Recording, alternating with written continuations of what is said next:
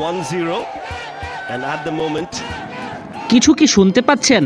শান্ত ব্যাটিংয়ের সময় সাকিব সাকিব বলে চিৎকার, গ্যালারিতে সাকিবের প্লে কার্ড নিয়ে সাকিবকে স্মরণ। মিস্টার অলরাউন্ডার প্রায় 1 বছর হয়ে যাচ্ছে বাংলাদেশ দলে খেলেন না।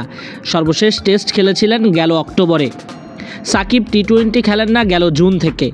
সব মিলিয়ে সাদা বলেও নাই, টেস্ট দলেও নাই। তবুও এতদিন পরেও সাকিবকে ভুলতে পারল না দর্শকরা। সাকিবকে তো ভোলা যায় না, সাকিবরা তো মনে গেঁথে থাকেন। ভালো খারাপের মিশেলে ক্রিকেটটাকে মেলাতে পারেন না দর্শকরা। শান্তরা মাঠে পারফর্ম করেন, অথচ পাবলিক চিৎকার করে সাকিবদের নিয়ে।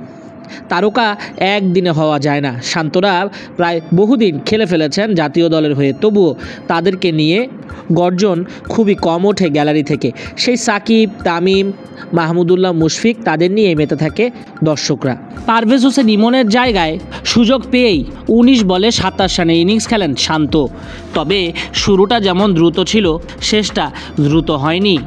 শান্ত প্রথম 8 বলে 19 রান করেন, পরের 11 বলে মাত্র 8 রান করেন। আউটও হয়েছেন দৃষ্টিকটুভাবে। বাউন্ডারি হাঁকাতে চেয়েছিলেন, অথচ বাউন্ডারি পর্যন্ত যায়নি বল।